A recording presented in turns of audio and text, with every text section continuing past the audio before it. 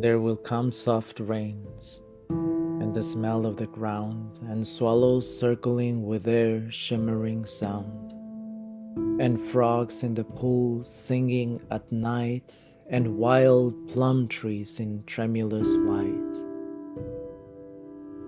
Robins will wear their feathery fire, whistling their whims on a low fence wire, and not one will know of the war.